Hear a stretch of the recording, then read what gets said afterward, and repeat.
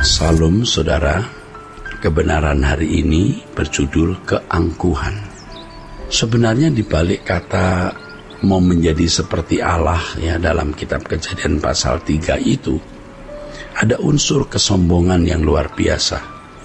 Kesombongan atau keangkuhan ini merupakan sikap yang ditentang atau dilawan oleh Allah. Ini termasuk dosa yang terutama, saudara, dosa yang terutama. Dalam surat Yakobus tertulis bahwa Allah menentang orang yang congkak tetapi mengasihani orang yang rendah hati.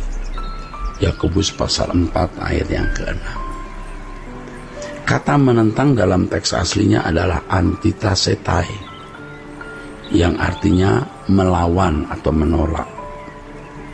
Terkait dengan hal ini, setan membujuk Daud melakukan tindakan yang berkategori meninggikan diri atau sombong, yaitu ketika Daud bermaksud menghitung jumlah rakyat atau tentaranya. Dalam 1 Tawarikh pasal 21 ayat 1 tertulis, Iblis bangkit melawan orang Israel, dan ia membujuk Daud untuk menghitung orang Israel.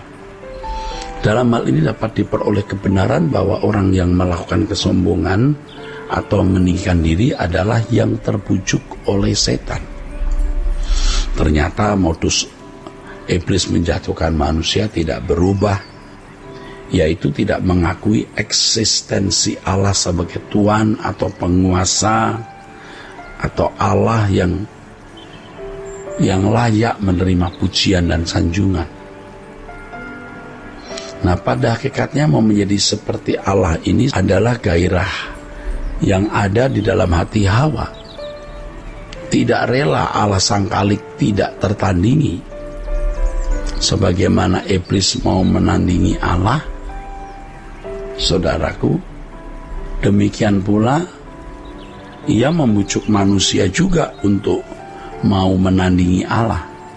Inilah dosa di mana manusia meletakkan kepentingan kehormatan si aku lebih dari Tuhan, saudara. Saudaraku, orang percaya harus tunduk menyembah.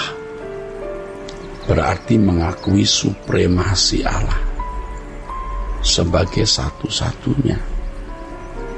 Kamu harus menyembah Tuhan Allahmu, dan hanya kepada Dia saja kamu berbakti. Banyak orang yang merasa telah memperlakukan Allah dengan baik, saudaraku. Padahal mereka belum menempatkan Allah secara benar di dalam hidupnya dan tidak menempatkan dirinya secara benar di hadapan Allah. Banyak orang tidak mau dibawahi oleh Allah, tapi membawahi dirinya sendiri atau menguasai dirinya sendiri, dan itu pada umumnya demikian. Itu nampak dari keinginannya untuk menjadi manusia yang terhormat di mata manusia lain. Dalam lingkungan antar pendeta terdapat pendeta yang tidak rela kalau ada pendeta lain lebih berprestasi. Karenanya ada usaha untuk tampil hebat, tampil lebih berkarunia, tampil nampak lebih suci, lebih dekat Allah, lebih dikasihi Allah, dan lain sebagainya. Lalu dewasa ini banyak orang di media sosial mau menunjukkan dirinya lebih baik, lebih bernilai, tentu dengan cara menyerang pendeta-pendeta tertentu, terutama pendeta-pendeta yang telah menjadi berita, menjadi news, pendeta-pendeta yang sudah senior, yang sudah memiliki prestasi jelas dalam pelayanan. Lalu ada orang-orang yang baru mau muncul dan menyerang. Dan itu semua sebenarnya gairah dari kuasa kegelapan. Ya. Nah, saudara, jangan sampai tertipu oleh orang-orang yang sebenarnya ada dalam pengaruh kuasa kegelapan itu, mau meninggikan diri dengan cara menyerang orang lain. Ya. Tidak sedikit loh yang begitu. Tidak segan-segan mereka melemparkan kata-kata tuduhan yang merusak nama baik orang lain, supaya dirinya dianggap lebih benar, dirinya dianggap lebih penting ya. Padahal Alkitab mengajarkan agar kita menganggap orang lain lebih penting, lebih utama dari dirinya. Ini kebalikannya. Orang yang mencari hormat dari sesama manusia biasanya terganggu kalau orang lain kurang menaruh penghargaan terhadap dirinya, kalau orang lain menjadi lebih populer dari dirinya. Inilah sikap angkuh dalam kehidupan banyak orang, termasuk rohaniwan, teolog, dan orang-orang yang mengaku dirinya hamba Tuhan. Biasanya gairah tersebut disertai dengan keinginan ingin dihargai ya.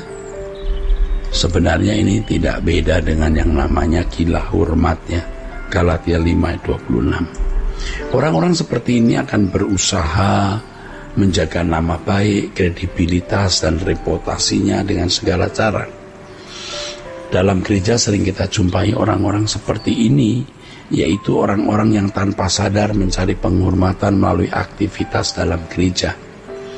Dalam lingkungan hamba-hamba Tuhan terdapat orang-orang yang ingin memperoleh pengkultusan dari orang lain. Ya kalau tidak dikultuskan paling tidak dihargailah sebagai teolog, sebagai akademisi, atau sebagai orang yang patut dihormati. Kita harus mengajarkan, kita tidak boleh menjadi sombong ya saudaraku sekalian. Jangan kita itu mengajarkan siapa kita di dalam dia, tapi siapa dia di dalam kita. Saya ingin menunjukkan atau mengajarkan yang benar. Kita harus belajar untuk mengenal siapa kita di dalam dia. Kita bukan siapa-siapa ya, tapi siapa dia dalam kita. Siapa dia dalam kita? Dia adalah majikan kita, dia adalah Tuhan kita. Sejatinya orang-orang seperti itu ya, yang mencari hormat itu tidak patut di hadapan Allah. Mereka kelihatan menghormati Tuhan, tetapi sebenarnya mencari hormat.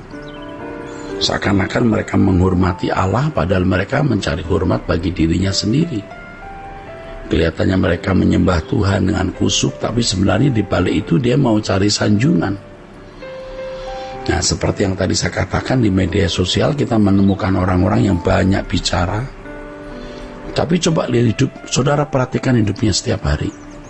Apakah benar dia telah menjadi berkat dan berprestasi bagi orang di sekitarnya? Coba lihat rumah tangganya, coba lihat moral hidupnya. Nah, ini kita tidak bermaksud mau menyerang orang dan mencari-cari salah orang ya saudara.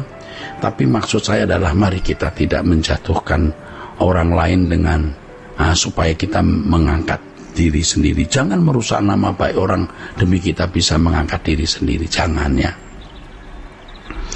Harus kita ingat bahwa orang yang tidak menghormati Allah tidak masuk kerajaan surga. Kita harus takut akan Allah, takut karena kita mengasihi Allah, takut karena kita menghormati Allah. Kita harus tahu siapa kita ini di dalam dia. Kita ini hamba, dan kita harus tahu siapa dia di dalam kita, bahwa dia adalah Allah semesta alam yang maha besar.